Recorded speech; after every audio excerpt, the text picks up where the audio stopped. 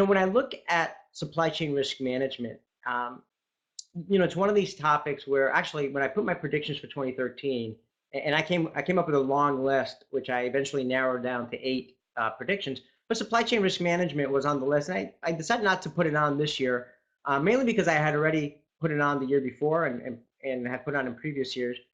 And I think it's really a topic that um, continues to be on the forefront of a lot of executives, although I still don't see as much action um, as I would expect it there to be.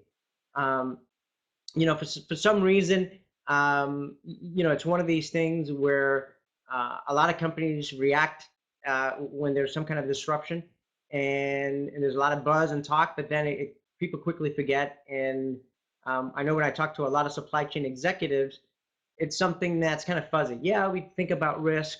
We have some discussions on it, but if I really try to peel back the onion, there doesn't seem to be any kind of firm processes or any kind of organization around risk management.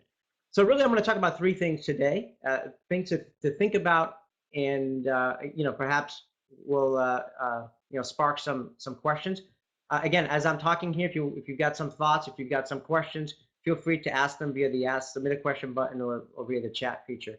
So let me put up on the screen, kind of the first thought that I have here, and that is that I believe that companies really need to make discussions of risk as common and instinctual as discussions of cost and service. Now, this is a thought that this is one of my key takeaways from this past summer. Adelante, my company, put together an executive conference, and one of the sessions that we had on there was on risk management. And that session was led by Edward Erickson over at IntraPoint, and he used to be involved with supply chain risk management over at Cisco. So he gave a great presentation, led a great discussion on the topic. And one of the things he said was, look, when we talk about supply chain, discussions about supply chain typically revolve around cost and service. And that's just natural. Any kind of conversation you have around supply chain, it's about the trade-offs between cost and service. And we still haven't gotten to the point where discussions about risk are as common or as instinctual as discussions about cost and service. And I don't know why that is. Again, I think that companies do have talk about risk perhaps at the corporate level, but when it comes down to supply chain and down at the supply chain level, it's still something that's more, you almost have to make an effort at it, or it's something that perhaps certain segments think about it. Maybe supply managers might be thinking about risk when they're doing a supplier evaluation. But then after that initial evaluation, the processes thereafter around risk are a little bit fuzzier. One of the things I decided to do as I was thinking about this was kind of look at the definition of supply chain management. And I think if you look at the definitions of supply chain management, it's one of those areas where, you don't see, risk really, coming to the forefront. So I looked at the CSCMP website and I read the definition there. And again, no mention of risk. And then I went and I pulled up one of the books that I reference a lot, particularly when I was teaching, Designing and Managing the Supply Chain by David Simchi-Levy, Philip Kaminsky, and Edith Simchi-Levy. This is a great book, by the way. If you're a student, excellent book. If you're just need a great reference, it really provides a good foundation on supply chain management. I highly recommend this book. But right here on page 1, they kind of define what supply chain management is. I'm just going to read it to you just to illustrate my point. But what exactly is supply chain management? We define it as follows. Supply chain management is a set of approaches utilized to efficiently integrate suppliers, manufacturers, warehouses, and stores so that merchandise is produced and distributed at the right quantities, to the right locations, and at the right time in order to minimize system-wide costs while satisfying service level requirements. Great definition. I think it's one that all of us can embrace, but nowhere in there is risk.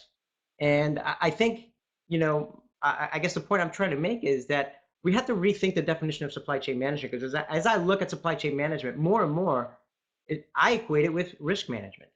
And nowhere in that definition, nowhere in the definitions that we have used historically defining supply chain management, do you find the word risk in there. So I think that's something to think about and something to consider moving forward. I think that that will be something that will help kind of elevate risk in the minds of supply chain professionals. The second point that I want to bring up is the importance of thinking of supply chain risk management as a program, not as a project. And this was something again that I had a conversation with John J. Brown, who's the director of risk management at Coca-Cola. Actually, you can find that video discussion with him at the Talking Logistics website. And one of the things that he said that a lot of companies struggle with when it comes to risk management is kind of keeping it alive. For many companies, risk management tends to be a reactionary process. Some disruption occurs, whether it's due to a natural disaster or a supplier going out of business or something similar, and immediately, companies become reactionary. They say, okay, how are we going to overcome this challenge? They may put a team together to figure out what happened, and then put some processes in place to make sure it doesn't happen again. Or if it does happen, what are the standard operating procedures to, address a similar situation? And then, they put that in a binder. They put that up on the shelf. The team gets disbanded, and again, it collects dust, and it's on to the next disruption that occurs. And that's really not the right approach to take. It really has to be something that is part of the DNA of the company. It's something that is ongoing, has to be ongoing. Again, so thinking about it more as a program as opposed to a set of reactionary projects that have a defined start and end date. So I think until we get to that mode where risk management, really is something that companies embed as part of their DNA and is something that is something that companies continue to look at and assess the different risks out there on an ongoing basis. I think you're going to get into that. Unless you do that, you're going to be in this kind of reactionary mode, start and stop, start and stop. The other thing I thought was interesting is that in terms of the assessment of the risk, and I think if you look at the environment today out there, there's arguably more risks today than there were in the past. And it's just much more dynamic, much more fast paced, which I think, underscores the importance of really making this something that's a program, something that's ongoing as opposed to, project based. And then finally, my last, thought that I wanted to put on is that, who owns supply chain risk management? At your company. A lot of companies that I talk to, I said, do you have a chief supply chain risk officer or VP or director of supply chain risk management? And that's a role that, many companies still don't have. And, the responsibility may fall on the, VP or senior VP of supply chain. Risk assessment might be part of that. It might be a higher level corporate function where they're looking at all sorts of corporate risk and business continuity, and supply chain might be a sliver of that. But I think that's a question companies need to ask is, who owns supply chain risk management at your company? And some of the kind of the best practices that I've seen is not necessarily a single individual, but it's really a team that's put together that meets on an ongoing basis. It's cross-functional in nature, and has some set of processes well-defined, governance structure in place, to really assess risks and continuously update and create response plans in response to different emerging risks. The other component is, do you have the right people with the right skills? And this is the area that I kind of highlighted in the blog yesterday, which was a blog posting by Carlos Alvarenga in HBR blog, where he talked about the importance of quants, and kind of the skills that people have in the financial industry, in the insurance industry, where things like hedging and things of that nature are really important when it comes to supply chain risk management. Yet a lot of supply chain risk managers don't have that kind of skill set, that kind of knowledge. And so he made the argument in that in his blog post, in which I agree, is that companies really need to think about the skill set required in terms of managing risk when it comes to supply chain risk management. So really, those were my thoughts. Certainly, if you've got some questions or ideas, I would welcome them. And I see we've got some questions here. Jim, asked a question in terms of how would I define a program versus a project. Again, I think a program I would view it as something that is ongoing, continuous. There's a defined team. It's something that has some defined, processes around. Whereas a project is something that tends to be reactionary. Um, Hurricane Sandy, right? And maybe you had some disruption related to that, or Katrina, or the Japan earthquake, or maybe the supplier goes out of business, and it's like, all of a sudden it affects your business, and you say we need to put a team in place to figure out, why this happened, and how we can prevent it in the future. It becomes a 3-month thing. A number of people come together to kind of do the assessment on that particular incident and put together an action plan to prevent it in the future. And then again, there's kind of an end date to it where there's a report written, some processes defined, put in a binder, and then everyone goes off, and it's kind of almost forgotten about it. So that's the way I would differentiate the two. And let me see. I also believe. Let's see. Let me ask the question here. Let me put up on the screen. It says, I also believe supply chain managers, it's also risk management. I have not seen how companies can be proactive about risk management through risk assessment or scoring. Has anyone seen programs where companies proactively score risk and put contingency plans? I can't read the rest of it there. I think perhaps the company that I've seen do the best job at this is Cisco. And they really defined and had they have a team in place. They have some very well-defined processes in place around this. And in fact, even on the technology side, I think one of the things that I think has been lacking for a long time is that there's been a lack of technology tools to actually help companies do this in a systematic way, to be able to quantify this, be able to automate perhaps some of the processes. And really over the past couple of years, I've seen some technology companies, some startups come to market, really focusing on this area, which I would consider be kind of a white space in the supply chain software industry, where kind of the traditional players really don't have a focused solution in this. One of the companies that I've come across is a company called Resiliency. I had the opportunity to speak to their founder about a year and a half ago. She actually came out of Cisco with the risk management team. And so I think, she comes at it from, some frontline experience. And now she kind of realized that one of the things missing was some technology that help companies do this. Jim Matcham here says that Cardinal Health does a great job with supply chain management risk as well. So I think, on the blog, I highlighted a report by the Supply Chain Risk Management Leadership Council. I believe that's the right name. And it's a group of companies that have come together to define some best practices around that. So if you look at the companies that are involved in that organization, I would say those tend to be the companies that are kind of leading, the way in helping to define some best practices, some leading practices in this area, and kind of help other, which companies can then use as a framework for moving forward on their own. Let's see some of the questions here.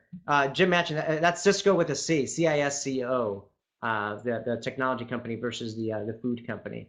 Let me ask another question here. Does anyone know what is ISO 31000? I've heard that it is a main framework for companies can structure a risk management program. Yes, I am. I'm not overly familiar with it, but it is again one of those standards that's out there that companies can use as a framework or a starting point to put together their risk management program. As I mentioned in my blog yesterday, there's a lot of great information and resources out there, a lot of case studies. Again, this ISO standard, the Supply Chain Risk Management Leadership Council, a number of books. And, one of the books that I highly recommend is The Resilient Enterprise by Yossi Sheffi. Again, some great resources and case studies in there to provide frameworks. The point I was making in the blog posting yesterday is, number one, that you should, if you haven't been thinking about risk management or have failed to walk the talk in the past, as we get started in 2013 here, now might be a good time to start thinking about it again, and rather than being reactionary, being proactive. And secondly, is to really to think a little bit different about it. And in the areas that I kind of highlighted was particularly around the skill set, which I already talked about as a way to do that. Let's see, any other questions or thoughts here?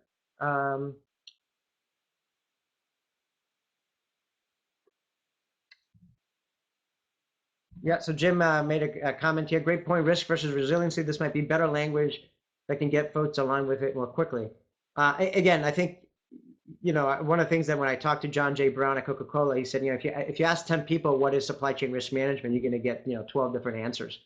And, for some companies, for some folks, supply chain risk management is really just supplier, right? It's things on the front end, in terms of making sure you don't have any disruption of supply. For other companies, much more broader, like it is at Coca-Cola, where they think about not only from, at the very beginning of the supply chain, but through all the way delivering product to the customers and beyond, right? So again, and you've got different terms like resiliency come into place. The reality is that there's a lot of things that could potentially disrupt your operations, and there are a lot of factors that companies really need to be thinking about on an ongoing basis. And it's really about, do we have the processes in place? Are we integrating discussions of risk into our conversations as much as we ought to? And if not, why not? And why should we? Let's see, any other questions here?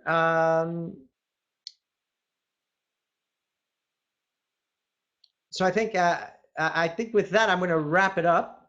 So we've been about 21 minutes. Hopefully this has been a a good discussion. Again, the point of these talking logistics episodes is really to drive conversation around a topic, get some ideas going, and really engage all of you to participate in the conversations. So certainly we look forward to having you join us in future episodes as we have some guests come on board. And as always, we welcome your feedback and your thoughts in terms of, number one, guests that you'd like to see on the program. Number two, how we can make these episodes more informative and more meaningful for you. So again, I appreciate you taking the time to join me today. Thank you for the great questions and comments. And hopefully you'll be able to make it next week for our conversation with Kate Vitasic and Carl Manroad on vested outsourcing. Again, make it a point to schedule every Thursday at noon to check out who we have on and what the topic of conversation is, and look forward to seeing you in a future episode. Thank you very much.